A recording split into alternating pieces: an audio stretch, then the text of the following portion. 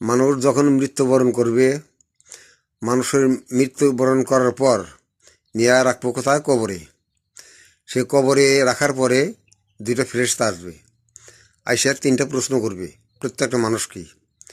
সেই তিনটা প্রশ্নের জবাব যদি আমরা সঠিকভাবে দিতে পারি তাহলে হয়তো রেহাই পেয়ে গেলাম। আর তিনটা প্রশ্নের জবাব যদি যদি কেউ না দিতে পারে তারও বানাই তার ডাইরেক্ট জাহান্নাম। এই তিনটা প্রশ্ন যদি জবাব দেওয়া যায়, সঠিকভাবে দিতে পারি আমরা, তাহলে মানে কবর আজাব থেকে খালাস পেয়ে গেলাম। কবরে আজাব থেকে না, শুধু আখেরাতেও হাসর মিজান সিরাত সবখানেই আমরা খালাস পেয়ে দেবো। আর কবরের এই তিনটা প্রশ্নের জবাব যদি আমরা না দিতে পারি সঠিকভাবে, তাহলে খুব ভয়ঙ্কর অবস্থা খারাপ হয়ে যাব, ভয়ঙ্কর আজাব ভোগ করতে হবে। কাজেই বা হায়াত থাকতে, দুনিয়া থেকে হায়াত থাকতেই মৃত্যুর আগে ভালো ভালো নেক আমল করে যেতে, ভালো ভালো আমল করে গেলে কবরের এই তিনটা প্রশ্নের জবাব দেওয়া যাব। সেই তিনটা প্রশ্ন দেওয়ার জন্য নিজেকে যোগ্য করে তুলতে হইব। কবরের তিনটা প্রশ্ন জবাব দেওয়ার জন্য নিজেকে যোগ্য করে তুলতে হইব।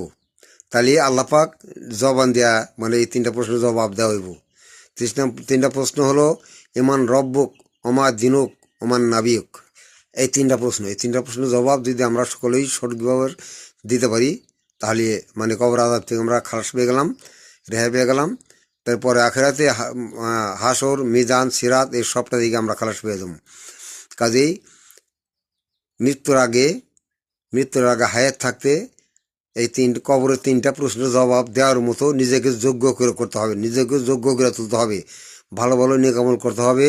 হ্যাঁ, ভালো ভালো কাজ করতে হবে। দুনিয়া থেকে ভালো ভালো কাজ করে গেলে নামাজ কালাম কালেমা রাজা, নামাজ রোজা হজ জাগাত এগুলো সব কিছু করতে হবে। সব কিছু করলে কবরের তিনটা প্রশ্নের জবাব আমরা সঠিকভাবে দিতে পারো।